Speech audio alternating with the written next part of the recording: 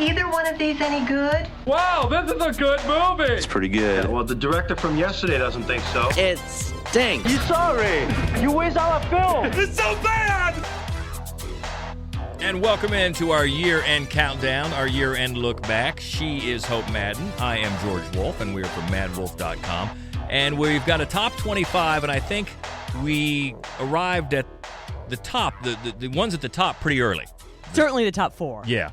But then putting in these last few, it was tough. But boy, some good films. I expect a lot of these. A lot of these have already had awards consideration. Of course, when we get to the bigger awards later on, I think a lot of these will be showing up. Yes. At least we hope so.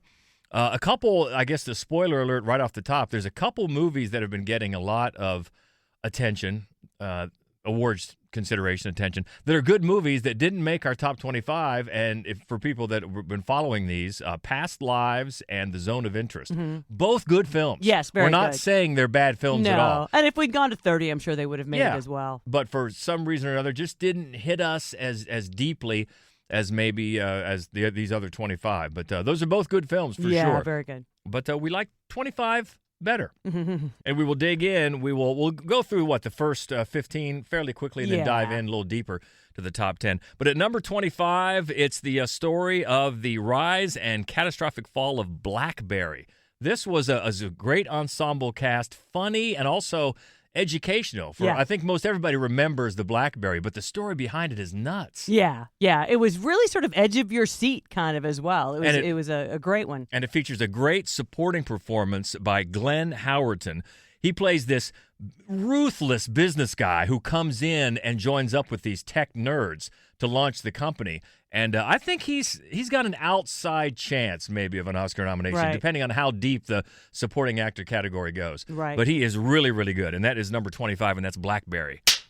At number 24 is Sofia Coppola's look at a familiar story told from an unfamiliar angle, and that is Priscilla. Coppola all It sure does. over it. It couldn't have been anybody else. But she does such a wonderful job of introducing a story that everybody knows, but from a different point of view. And it's one that is surprising. It's also tender. It's human. It's like you say. It's draped in that visually. It's Sofia Coppola all day. This sort of a dream world, which makes sense with the world that young Priscilla as a teenager was entering. And a couple of great performances. Most notably, Kaylee Spaney. I hope I pronounced that right. Really a breakout performance. She's so good. She's not really a newcomer, but this might put her into another league. She's great as Priscilla Presley, and Jacob Elordi is also very good as Elvis. And that is number 24, Priscilla.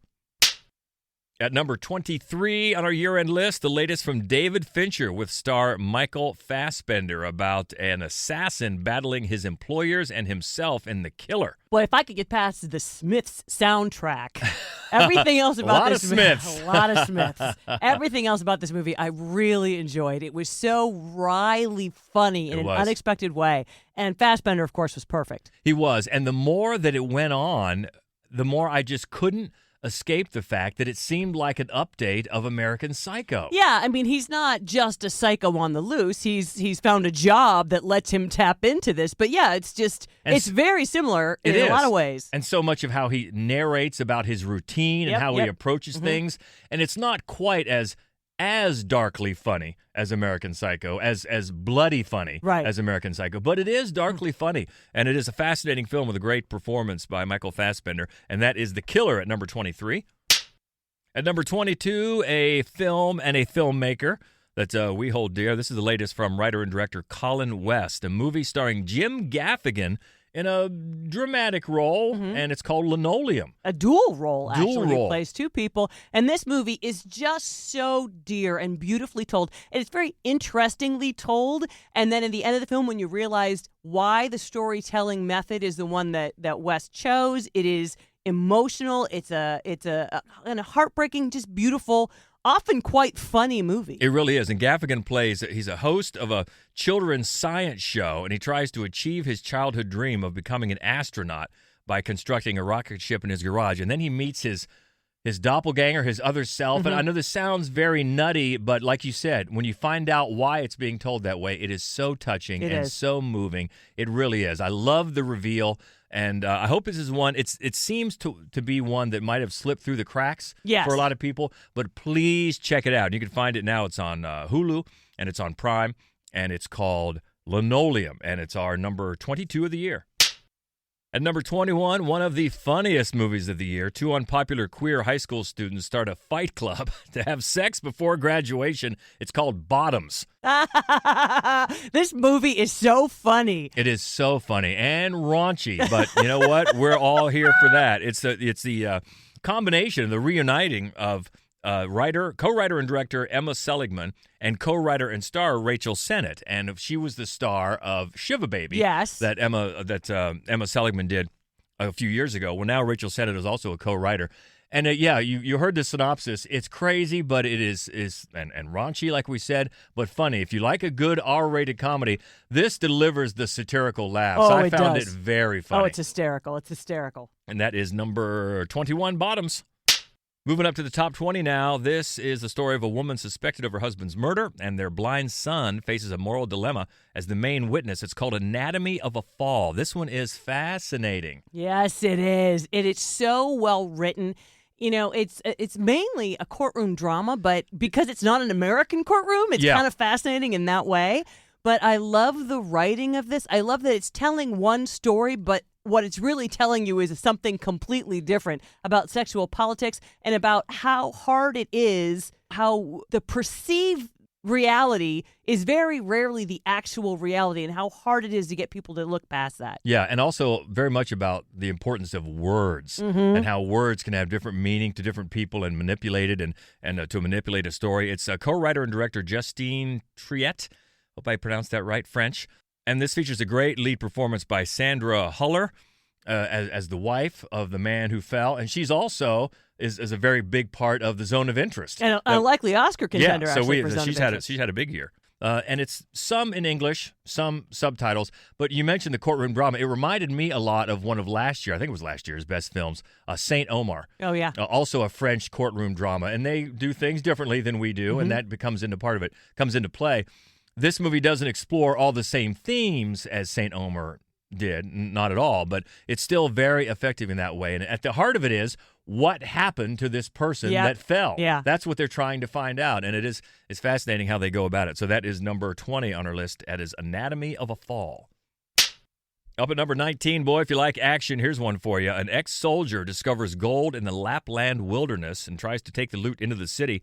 Nazi soldiers, led by a brutal SS officer, battle him in Sisu. Man, this movie was fun. It really was. Oh, it delivers. It delivers. If you want the action and you want the carnage and you want just one guy just wreaking havoc on Nazis, and who doesn't like that? Exactly. Get on this. This is writer-director Jalmari Helander, who made that great Christmas movie Rare Exports. Yeah, look that up. And the star is Jorma Tomila, and he's great. Does not a lot of words for Jorma. The John Wick, if you will. The Laplandian John Wick. Yeah, but man, this delivers the goods as an action movie, and that is our number 19 of the year, Sisu. Moving up to number 18, the latest from another of our favorite filmmakers, Kelly Reichardt. It's a sculptor preparing to open a new show, trying to work amidst the daily dramas of family and friends. It's called Showing Up. This is such a weird little movie. I just loved it. You know, and it's one of those that it's a drama, but it's strangely funny. And Michelle Williams, who's in a lot of Kelly Reichardt's movies, is great in everything she ever does. She's the reason it's as funny as it is. It's her physical performance that's so funny. It's the way she sighs or the faces she makes when people are talking to her. It's fascinating. Yeah, most of all, her neighbor, played by Hong Chow, who's also her landlord. Right. And Michelle Williams needs something fixed, and, well, Hong Chow's not going to get to it. Just these little bits of annoyances while this artist is trying to work. And I think that's what the movie dives into. Just, yes, they're artists, but they're humans, and they have these lives like the rest of us do, and it just dives into their life and their work and how they mesh and how sometimes it's tough to do it all, just like we all have those problems. Right. And it's a great ensemble cast as well, and Kelly Reichardt writes with her frequent partner, Jonathan Raymond. And it's just really, really a good one to check out, especially if you are familiar with her work and her types of films. You'll really appreciate it. It's number 18 on our list, called Showing Up. How about more action at number 17? John Wick discovering a path to defeating the High Table, John Wick Chapter 4. Well, we've said before, these movies get better with each new sequel. And that's... I've never heard of it. I've hard-pressed to find a film series that goes now the fourth one. Each one has been better than before. Yeah. And this one just blows all the stops out. Yes, it's almost 3 hours long, but man, it just keeps it coming. It really does. The cinematography, the fight choreography, and of course, Keanu Reeves as the iconic John Wick. I mean, it delivers. Your attention never wavers, and it also features a great ensemble. Lance Reddick, in one of his final roles. Ian McShane is back. Lawrence Fishburne. And we get Donnie Yen and John Wick together. Right. Which, so much fun. Seems overdue. So a great finale. If this is the finale, a great finale for John Wick at number 17, John Wick 4.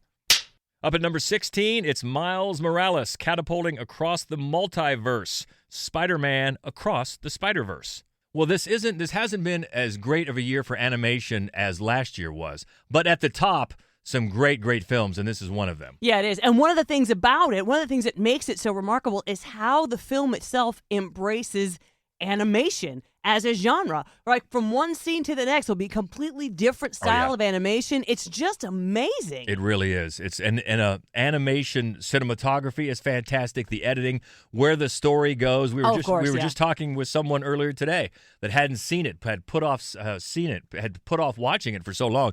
Finally watched it, and of course loved the ending. Yeah, where it leaves you. So yeah, I mean the first one was good enough, but the first one surprised us. Yes. We were not expecting for that to be so good. Right. Now this one, now they had to up the ante, and boy, they did. They really did. They did. This is a great achievement in animation and just in storytelling. It's Spider-Man Across the Spider-Verse at number 16.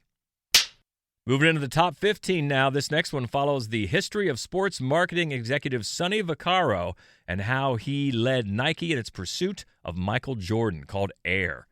A great ensemble, and man, did they nail the time period for this. They really did. It's director Ben Affleck. He's also a supporting role. He plays Phil Knight, Nike CEO Phil Knight. And it's a great debut screenplay for screenwriter Alex Convery, and I hope he gets some consideration for Best Original Screenplay this year, because it's a great screenplay. It really is. It's funny. It makes its point. It gets the history across. And again, Ben Affleck, much like he did with Argo, he's a fine director, and he's proved himself again to be really instinctual about taking a story that we already know how it turns out, most of us do, right, and still making some tension there. Oh, for sure. Is Michael Jordan going to sign with Nike? Well, we know that he did. We really do. And you're right at the edge of your seat. You really are. And I think it just becomes, if you can, even at this point, add anything to the Jordan mystique, I think this is an indispensable part of it. Yeah. The story about how this came about is fascinating, and the movie just makes it totally engaging. And a great ensemble: Matt Damon, Jason Bateman, even Chris Tucker, Viola Davis. Yeah, so that's a good one. That is at number 15, Air. Next up at number 14, probably the largest ensemble cast of the year. It's the latest for co-writer and director Wes Anderson, Asteroid City. It is a Wes Anderson film, but it's just a joy to watch, beginning to end. It is. The cinematography is great, and of course, you know how he goes about filming things. The colors just pop.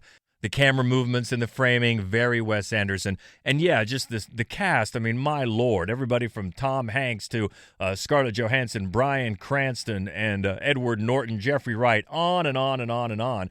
It's this weird story about a famous fictional play about a grieving father who travels with his tech-obsessed family to a small rural place called Asteroid City to compete in a junior stargazing event. It sounds so wild, and it's such a multifaceted story as you go back and forth between the play, what the play is saying, behind the scenes at the play, but I found it totally engaging. And charming. Very charming. Just endlessly charming. Very charming and funny, and a great ensemble, as we said, and it looks fantastic. The technical aspects are really good, and that is number 14, Asteroid City. Next up at number 13, a comedy drama from Alexander Payne, getting a lot of Oscar buzz already. A cranky history teacher at a remote prep school forced to remain on campus over the holidays with a troubled student. It's The Holdovers. Yeah, Paul Giamatti is the cranky professor, and he's definitely getting Oscar buzz. Divine Joy Randolph getting Oscar buzz. She's the kitchen manager who also stays over the holidays. And then the troubled student is played by a newcomer, Dominic Sessa, who's great, who's also very good as well. And it's a story where at the outset these three don't have much in common, but as they're forced to spend this time together over the holidays and go off on a little bit of a side trip, they learn more about each other and, of course, find that they have more in common than they might have known. And it is funny and it's warm, and these three performances are great. And of course, it's Alexander Payne, so you can expect that the writing is on point. And actually, I expect it to get nominated for not just at least 2 of the performances, but the screenplay as well. Yeah, screenwriter is David Hemmingson. So, yeah, definitely could get some Oscar consideration there. And it's another one that really nails the timestamp of the 1970s. Oh, it does. And they're at this New England prep school for boys in the winter. So, it's obviously it's Christmas time and there's snow everywhere. And the 70s timestamp is really good. And it's funny, but also very, very human as it gets to the end and how they all come to understand each other just a little bit better. And that's number 13, The Holdovers. Next is the latest from writer-director Sean Durkin, the true story of the inseparable Von Erich brothers who made history in the world of professional wrestling in the early 1980s, called The Iron Claw. Now, we have found since seeing this movie that a lot of people already know all about these Von Erich brothers. We did not. No. We're not wrestling fans, but you don't have to be to enjoy this movie. Not at all. Even if you didn't or don't know anything about this family, as we didn't, you'll find it really, really fascinating. And the performances led by, I'll tell you what, an Oscar-worthy Zac Efron are first rate. Yeah, and again, the writing. The writing is so solid in this film because it's telling you all you need to know without being showy about any of it. And the performances, all of the performances, so good. They really are. It also features Harris Dickinson, who we've been seeing a lot lately, Jeremy Allen White, who a lot of people know now from that show, The Bear, and a guy, you may not know his name, you probably know his face. His name is Holt McElhaney, and he plays the patriarch of this family, Fritz Von Erich, and he is great. He really is. He's so good. You also have Lily James and Maura Tierney. It's just a really solid top-to-bottom cast. Yeah, and a fascinating and sad story, because one of the things this movie deals with is the quote-unquote Von Erich curse. Yeah. They had many heartbreaking things happen to this family, and that's what we get into with Sean Durkin, who made Martha, Marcy May Marlene, and The Nest, and he's always been, apparently, a big wrestling fan and wanted to tell this story. Well, telling it and telling it very well. And it is number 12 on our list of the year for the year. It's The Iron Claw. And right outside the top 10 at number 11, the latest from another celebrated filmmaker, Todd Haynes. 20 years after their notorious tabloid romance gripped the nation, a married couple buckles under pressure when an actress arrives to do research for a film about their past. It's May-December.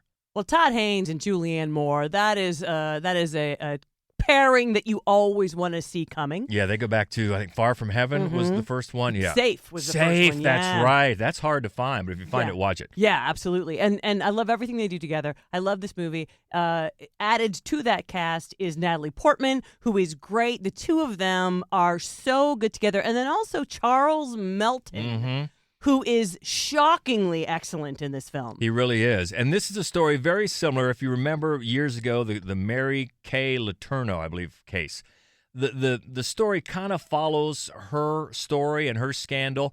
And as Natalie Portman is an actress who comes and pretty much stays with this couple, Julianne Moore and Charles Melton, kind of lives with them and try to get the story because she is going to play Julianne Moore in a film. And what I love about this movie, the performances are great, but it's the Todd Haynesiness of the movie. It's the way. True. It's the way. It's just. I mean, it's not a. It's almost campy. It's almost soap opera-esque, but then he pulls back in ways to. He just gives it a stamp that is so uniquely his own. Yeah, because it goes along, you're wondering, okay, just what is he picking at here? And by the end, all the characters have their moment, but I think he's just picking at really the social movements and the attitudes of a time, of a generation, I guess, and especially these sexual nature of how people view this scandal, and then you get more and more into Natalie Portman, the actress character, and what's going on with her. How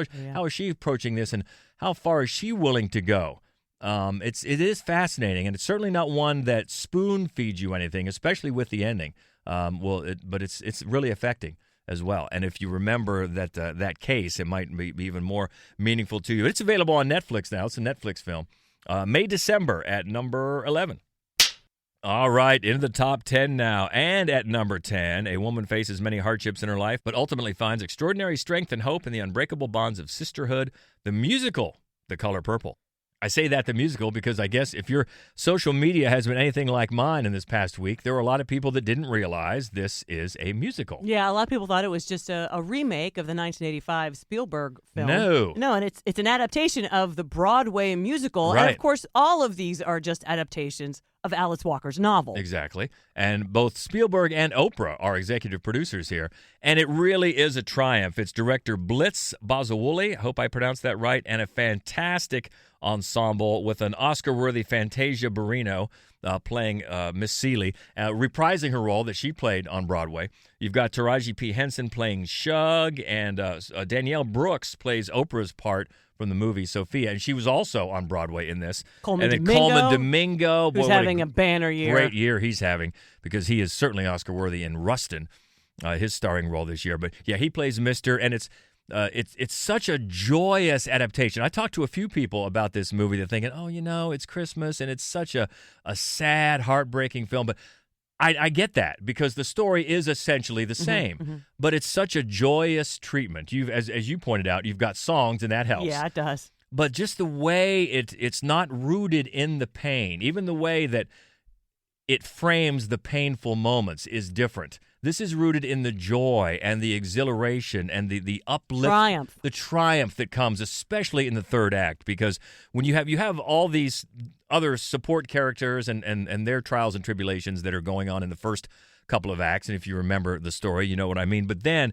in the third act, when Miss Seeley comes into her own, both as a character and as a performer with Fantasia, man, it is glorious. And at the very, very end, when everything comes together, it's even more forgiving than the movie was. It's even more life-affirming of you come into your own through this trauma, and it's even though it's a sad story with a lot of heartbreaking moments, it's ultimately an uplifting and joyous film, and it's really a triumph, and that is The Color Purple, the musical version, coming in at number 10.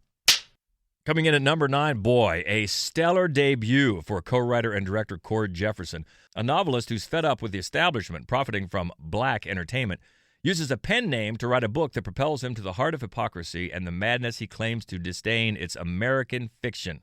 I laughed so hard during this movie. It is very funny. And so smart. So smart, because it's a movie that brings up points only to rebut them later. Yeah. And especially with a scene toward the end, I'd say in the third act probably, between Jeffrey Wright and another author played by Issa Rae, that is great. Jeffrey Wright is amazing. He is. This entire should film. Definitely get Oscar consideration for this.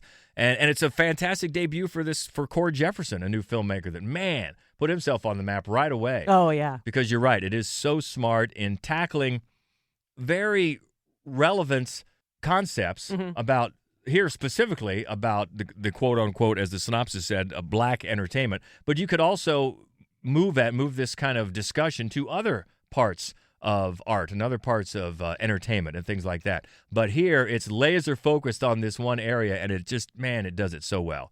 It really does. And also, shout out to Sterling K. Brown. Yes. He's just such a, flip the bird to everybody in this movie. He's super fun, so much fun to have around. And his rapport with Jeffrey Wright is hilarious. They play brothers who clearly could not be so different. Oh my goodness. Yeah, but they're so much fun. But it's got a great ensemble as well, including Keith David.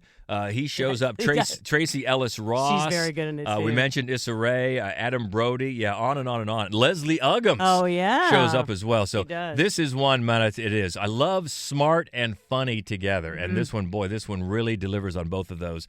And just a great ensemble, great writing, directing, all the way around. One of the best of the year. Hopefully, will be recognized come awards time, and that is number 9, American Fiction. In at number 8, safe to say one that we did not expect to like this much. Post-war Japan at its lowest point when a new crisis emerges in the form of Godzilla -1. The brand new origin story for Godzilla. Who knew we needed that? But we did. And as you've said many times, I have yet to come across a person who did not love this movie. Yeah, even if you're not, and we're not huge Godzilla fans, but man, it's hard not to just be taken and swept away by this movie. It does just about everything right. First of all, the monster looks great. Yeah, it does. And then it delivers the human side of the story. In a way that I think none of the other 50-plus Godzilla films have. Yeah, it's a writer-director, Takahashi Yamazaki. And he goes back to really the beginnings of the whole Godzilla stories, back to Japan in World War II and the atomic age and the birth of the monster. And he's just concerned with Japan, his homeland, his history with its views on its people, especially during wartime. And even though the rest of the world is embracing it, the movie doesn't really care about that. Like, this is ours, this is our story, and it benefits so much from that. Yeah. No, it absolutely does. And from having such a human story at the center of the film. Yeah. And it's a story that, okay, it dips its toe into schmaltz, and it takes a couple surprising turns that really may not be that surprising, but it still works. And you'll see other movies in it, Jaws all day, but still, all of it just works to further this story. It gives you the monster early and often. It just delivers a crowd-pleasing but yet very affecting drama. And I think maybe my favorite score of 2023. Oh, it's a great score. It's a great score, especially if you are a Godzilla fan from way back. You'll recognize the homages in the score to the entire franchise. So good. Godzilla -1 and a very cute little kid. She was so cute. So cute. Godzilla -1. And another animated film is next at number 7. A young boy yearning for his mother ventures into a world shared by the living and the dead. The latest from Hayao Miyazaki, The Boy and the Heron. Miyazaki. I was so happy when he decided to come back out of retirement to make another movie. We love The Wind Rises. It was such a beautiful, beautiful film. But this movie, I think, it blends the sort of beautiful, painterly melancholy of The Wind Rises with some of the goofier Miyazaki-type characters that you're used to, brings them together into what seems clearly to be his real swan song. The whole film feels like him looking back at everything that he's created and saying goodbye to it. Yeah. So if it is his finale, very, very fitting. And of course, if you've been fans of Miyazaki for years, as we have, this is a can't miss. You got to check it out, especially on the big screen if you possibly can. And it's out in theaters now. So take advantage while you can, because it's beautiful and maybe, as you said, the swan song for a legendary filmmaker. And that is in at number 7, The Boy and the Heron. At number 6 is our favorite horror film of the year. In a remote village, 2 brothers find a demon-infected man just about to give birth to evil itself. They decide to get rid of the body, only to end up spreading chaos. It's called When Evil Lurks. This is the best possession film since the original Exorcist. This movie, Demian Rugna is the director. He made Terrified a few years ago, which we really, really loved. He did a film as part of the Satanic Hispanics. He did a short that was also great, came out in 2023. But this movie is so magnificent. It is bloody and mean. It's smart. It is surprising every single turn it takes. It is a stunning movie. Yeah, and just it's horror. It is horror all the way. Is, so it doesn't just tiptoe around. This is for horror fans. And yeah, Rugna is the writer as well. And this really delivers on it. You're right. A great possession tale, and it's bloody and it's tense, and you're just yelling at this one character because of the stupid choices he makes as this chaos ensues, and lots of chaos ensues. But even from just the very beginning when the evil is spread, there's a sense of dread. Oh yeah, there's a sense of dread that really comes to fruition, and man, it is something to watch. Our favorite horror film of the year, called When Evil Lurks. Into the top 5 now, and at number 5, a love story that chronicles the lifelong relationship of conductor-composer Leonard Bernstein and actress Felicia Montealegre Cohn Bernstein, Maestro. Boy, this is such an epic achievement for co-writer, director, and co-star Bradley Cooper. This has been in the works for years. His second feature that he directed, A Star Is Born, of course, very good, especially for a brand new director. And this, he's only flexing more muscles now because, man, this is a director's film. It really is. And one of the things that is the most fascinating about it is how, so it covers a lot of ground, a lot of this man's life. And but each era gets its own entire look, aspect ratio. Sometimes it's black and white, and then it's in color. The costuming, everything about it just evolves in the most spectacular way. Yeah, and from the first sequence, I mean, the camera just sings and flows, and transitions from scene to scene are just so seamless. And the writing is great. He co-writes with Josh Singer. Some of the shots he sets up. There's one during the Macy's parade that I don't want to give it away, but you'll know it when you see it. Amazing, just amazing.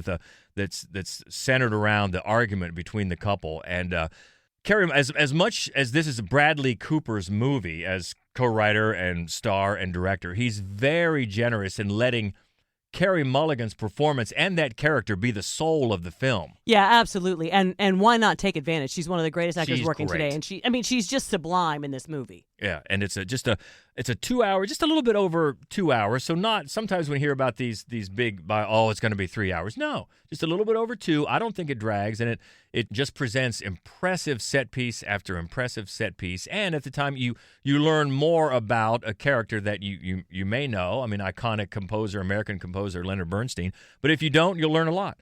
And about a fascinating individual and the life that he led. And it is Maestro out now, and it's on Netflix, available on Netflix. But again, if you can see it on the big screen, please do, because it is worthy of it, and that is Maestro.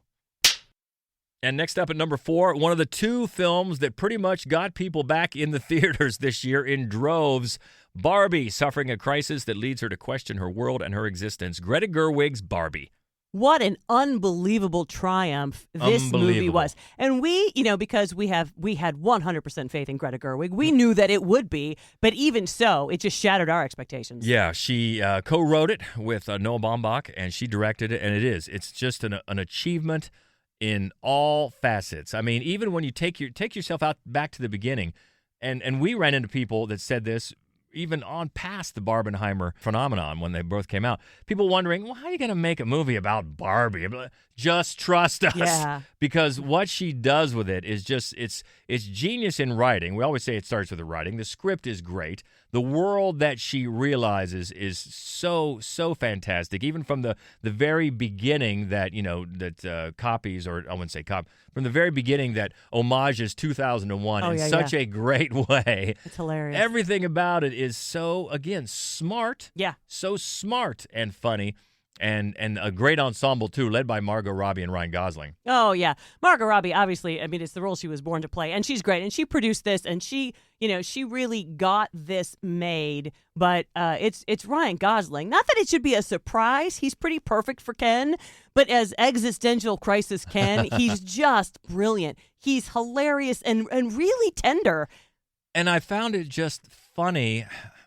I guess it shouldn't be surprising, but the little bit of a backlash that came out about how it was bashing men and anti-men, it's not. No. It's really not at all. No. Just let it, get your back down, and just let it, embrace it. Embrace what it's saying, because it's not. I didn't feel like it was bashing men at all. No, and also the set design is insane. It really. And actually we're going to say that a bunch in the next few films. Yeah. But the set design in this movie, and there are these where they travel back and forth, and it's like, it's so gorgeous. It's almost like a silent film where the car isn't really moving, but this colorful background is moving behind them, and then it's space, and then it's the ocean, and it's just everything about this movie is so perfectly executed. Yeah, and it scores with, on one hand, you'll get the speech that America Ferrera makes, which has gotten a lot of attention, and rightly so. It can score with that, and it can score with something as silly as Weird Barbie, Kate McKinnon. Yeah. I mean, it scores like that as well. So both ends of the spectrum, what it is smart and funny and fully realized, and it is Barbie at number 4.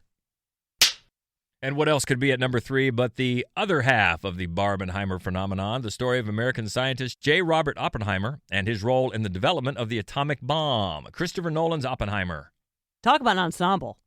Yeah. There's like 50 people in this movie. Every single one of them is great, but of course, topping that list. Wow, Cillian Murphy. Cillian Murphy Holy at cow. the top. Man, one of, if not the best performance of the year. Yeah, a fantastic ensemble. Everybody from Emily Blunt to Robert Downey Jr. to to Matt Damon, to Macon Blair, to people that you may know their faces and not their names. Jason Clarke pops up, Kenneth Branagh. I mean, on and on and on. It's fantastically constructed. Everything, again, all the technical aspects, the cinematography, the sound design is astounding. Everything that goes into making this movie, and it seems, rightly so, considering it's so much about science and the exact nature of things on one hand, and then yet the moral complications on the other. And as much as the movie is about that for 2/3 of it, then in the third act it becomes like a conspiracy mystery. Yeah. And I wasn't expecting it to take that turn. That has a bit of history lesson for you as well. And I remember it was because we had to see both this and Barbie early for reviews, we had to split up. We did. And you saw Barbie and I saw this. And when we came back together, it was such a joy to be able to present these two movies out on the same weekend and have audiences embrace them in the way that they did. I mean, even after we had seen both movies, we took a walk through our local multiplex, and I hadn't seen it that busy in years. Oh, yeah. Definitely not since the before times. Right. And people were so amped up for both of these movies, and it's great. And the best thing about it is that both of those movies paid off. They were both worthy of that kind of excitement. They really were. And it's hard. We had to go back and forth between which one would be ranked ahead of the other one. It's almost like a coin flip. Yeah, it is. Because they're going to be linked, I guess, arm in arm, but they're of course totally different movies, and on the other hand, they have similarities as well. Yeah, because they're both telling us that men should stop running the world.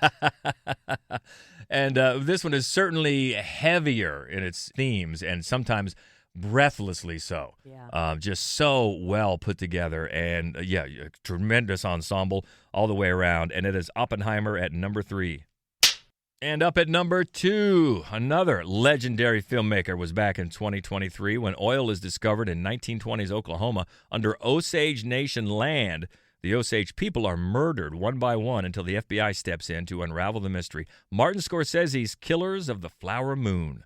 This is Scorsese co-writing as well, adapting a book about this incredible story. Again, we keep saying these same things. A fantastic ensemble, and technically everything about it is just outstanding. But at the top, really, the soul of this film is the character and the performance from Lily Gladstone. And what is so stunning about her performance is how unshowy it is.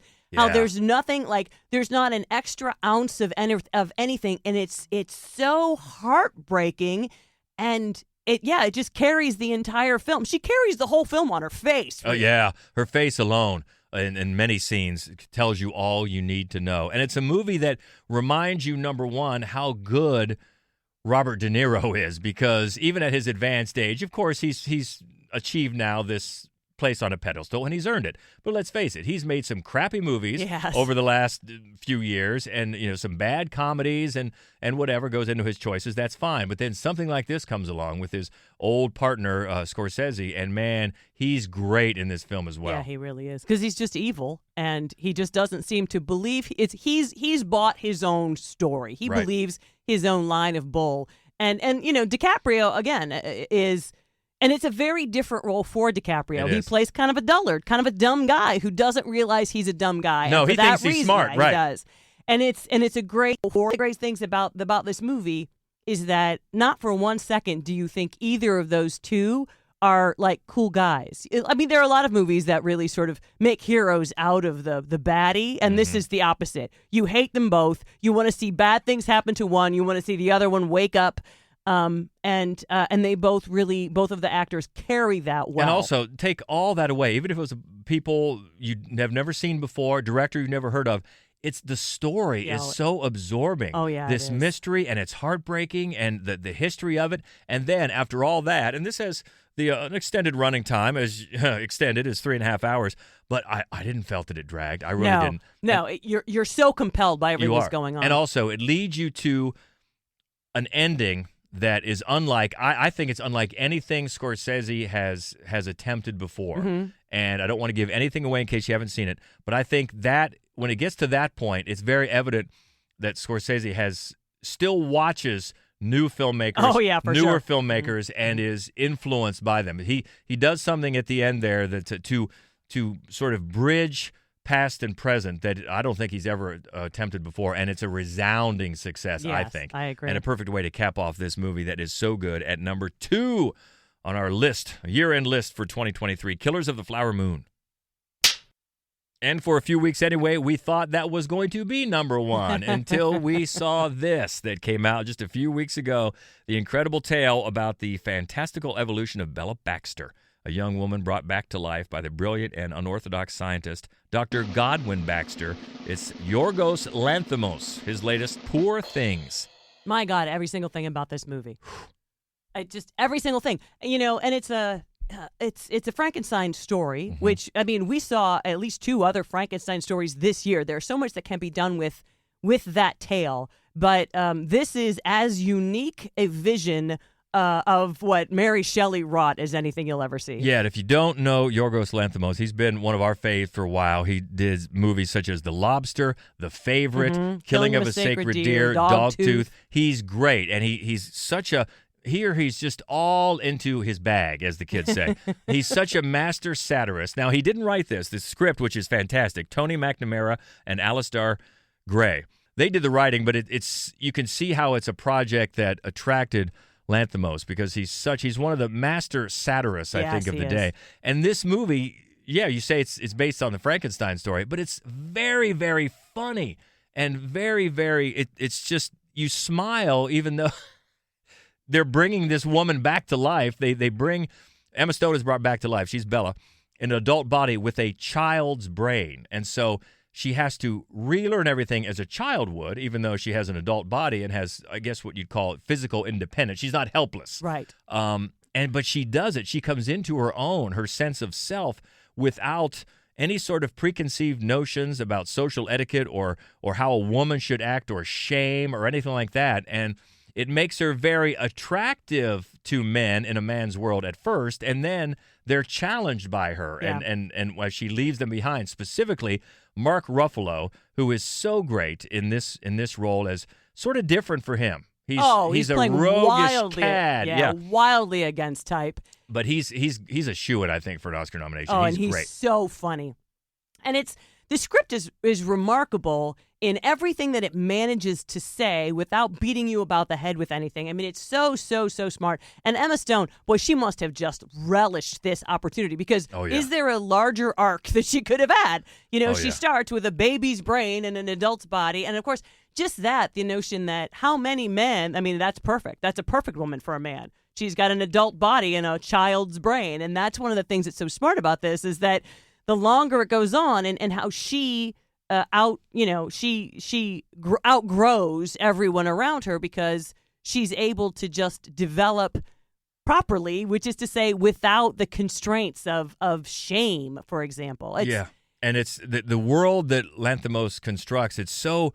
Well, you had a good way to describe it in your written review. It's a sort of a cross between Victorian England and Blade Runner 2049. Yeah. You can't quite pin it down. No. But the production design is incredible. The costumes, the cinematography. Of course, if you've seen any of Lanthimos' films, you expect some fisheye, some different angles, a bit disorienting. But it all puts you in this world where you're not quite sure when and where you are, but it helps to just envelop the story over you.